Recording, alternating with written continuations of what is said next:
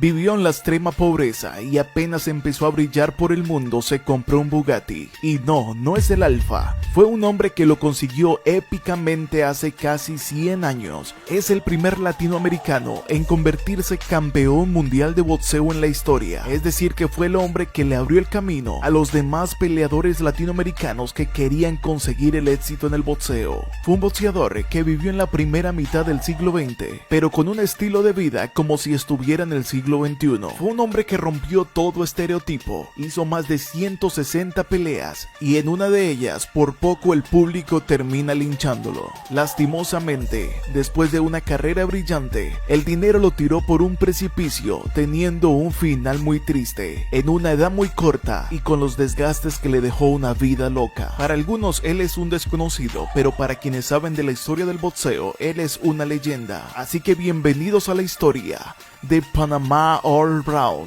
Bantamweight champion of the world, Al Brown. Ladies and gentlemen, I am very glad to be in London at last. I hope it will not be my last appearance. So therefore, I will do my best so that you will come to see me fight. Ladies and gentlemen, round! The verdict is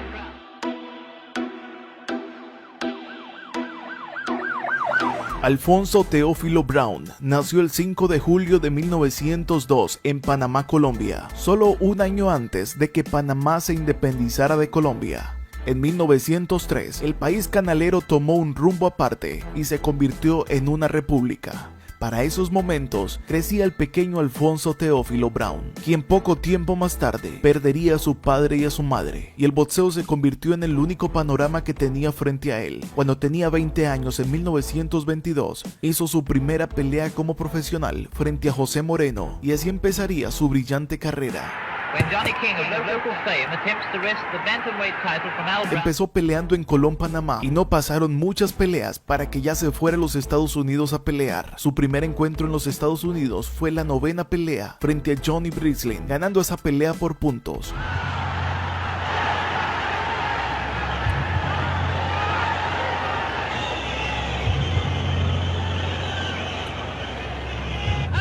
Para esos momentos empezó a ser llamado Panama Al Brown. El peleador panameño hacía que alguien conociera que existía un pequeño país llamado Panamá. Apenas llevaba unos 20 años de conformado Panamá como país y ya había un representante por el mundo que le decía a los demás que existía un país en medio del Atlántico y el Pacífico. Cuando tenía 7 años de carrera profesional, ya tenía 69 peleas, en donde solamente había perdido en 7 oportunidades. Para esos momentos de su carrera deportiva, ya había tenido la oportunidad de ir a París. Cuando llegó a la ciudad, donde la Torre Eiffel es la protagonista, se enamoró de la capital francesa.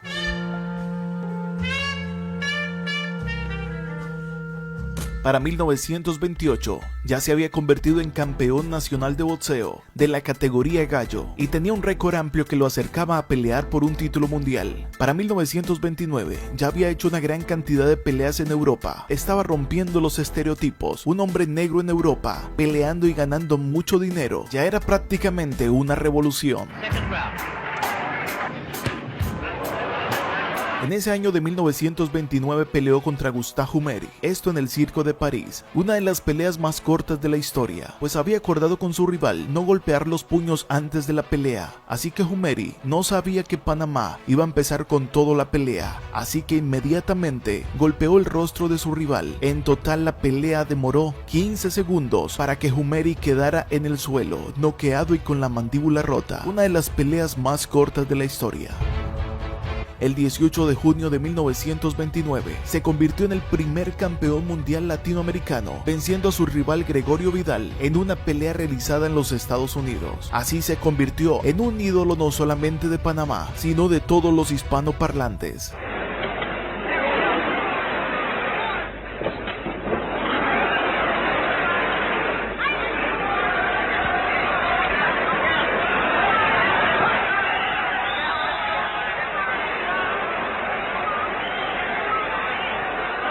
Panamá Panama All Brown era ya una celebridad instantánea en toda Latinoamérica. La revista The Ring hablaba de sus hazañas, y no solamente en los tiempos en los que él brillaba, sino muchos años después, lo que lo llevó a tener el mérito como ser uno de los mejores peso gallo de la historia. Su técnica para pelear, sus largos brazos, noqueaban a cualquier rival que le diera la oportunidad. Panama All Brown detuvo su título en 9 oportunidades y tuvo innumerables peleas que no eran por el título mundial, pero que le generaban de todas formas ingresos que lo llevaron a conseguir cosas locas, como de llegar a París y con todo el dinero en efectivo comprar 6 caballos, una casa gigante en París y un Bugatti que para la época ya era un lujo.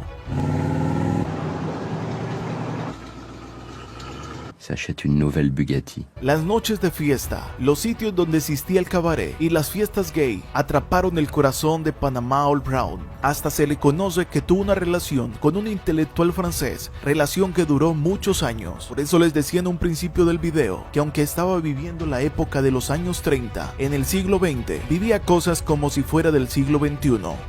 Grenat, manche jaune et toque jaune. Quel est votre jockey? Voilà, jockey Bernard.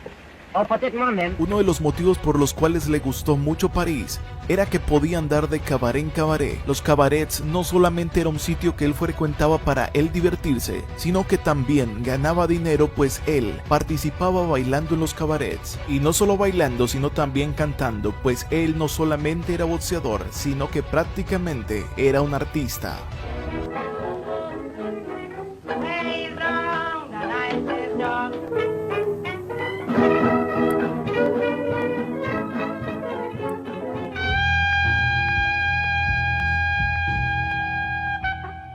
Después de haber hecho 135 peleas, para el año de 1934, en el mismo París, el 17 de mayo de ese año, pelearía contra Gustavo Humeri. Ese día la pelea estaba pactada para 10 rounds, pero el pleito se terminó en el round número 6. Pero lo peor empezaría en ese momento, ya que los aficionados estaban en desacuerdo y se formó un motín. Los asistentes a la pelea destruyeron el ring, dañaron todo lo que había que dañar y no contentos con esto, por poco le quitan la vida a Panama All Brown. No se saben muchos detalles, pero el panameño se salvó de perder la vida por linchamiento en esa ocasión. Hello, good morning, huh? Oh, bonjour. En 1935, que perdió el título mundial contra Baltasar Salchili, decidió retirarse del boxeo y se fue a trabajar a un cabaret. En la vida nocturna conoció las drogas y se entregó completamente a esto. Afortunadamente, la pareja sentimental que tenía en esos momentos lo convenció de que se desintoxicara y recibió tratamiento en un hospital. Una vez desintoxicado de la droga, volvió a empezar su carrera deportiva, peleando por 13 años más. Para esos momentos, no solamente los problemas con la droga y su gusto por la vida nocturna había bajado el nivel del deportista, sino también una sífilis que había contraído, que no se sabe para esos tiempos cómo pudieron controlarla o hasta qué punto se pudo haber superado la infección.